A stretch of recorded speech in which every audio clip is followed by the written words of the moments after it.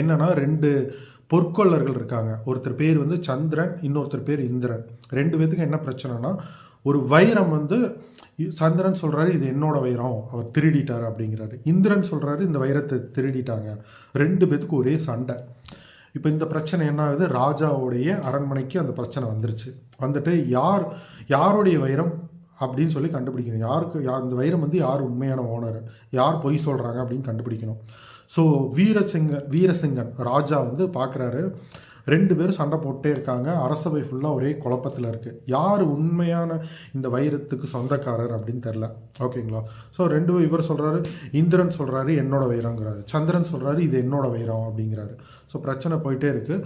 So இந்த வீரசிங்கன் ராஜா என்ன பண்ணுறாருன்னா, அந்த வைரத்தை வந்து என்கிட்ட கொடுங்க அப்படின்னு கேட்குறாரு. ஸோ உடனே ஒருத்தர் வைரத்தை கொண்டு வந்து கொடுக்குறாங்க. ராஜா வந்து அந்த வைரத்தை வாங்கி அப்படி கொஞ்ச நேரம் பார்த்துட்டே இருக்கார்.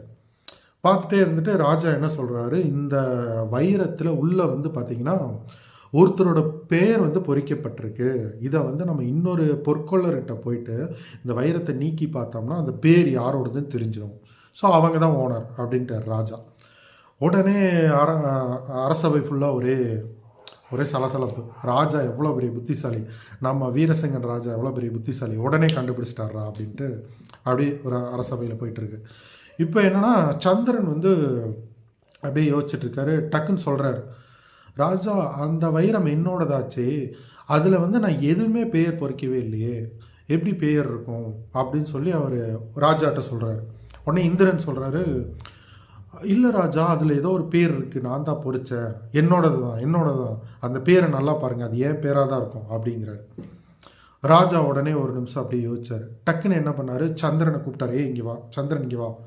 கூப்பிட்டு அந்த வைரத்தை கொடுத்து, இந்த வைரம் உன்னோடதான், நீ தான் இதுக்கான ஓனரு, இவன் தான் பொய் சொல்கிறான், இவன் சிறையில் அடைங்க அப்படின்ட்டு.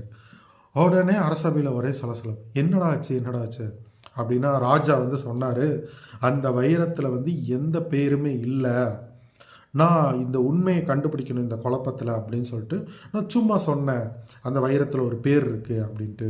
அப்போது எதுவுமே இல்லைன்னு சொல்லி சந்திரன் சொன்னவனே அவன் தான் உண்மையான ஓனருங்கிறத நான் கண்டுபிடிச்சிட்டேன் அப்படின்ட்டு. ஸோ அந்த மாதிரி இந்த திருவள்ளுவர் சொன்ன பழமொழி மாதிரி யார் என்ன சொன்னாலும் அதோடைய உண்மைத்தன்மை என்ன நம்ம ஆராயணும். சரிங்களா? ஸோ அது நம்ம வாழ்க்கைக்கு வந்து ரொம்ப யூஸ்ஃபுல்லாக இருக்கும். ஸோ வீடியோ பார்த்த எல்லாருக்குமே நன்றி. பாய். தேங்க்யூ.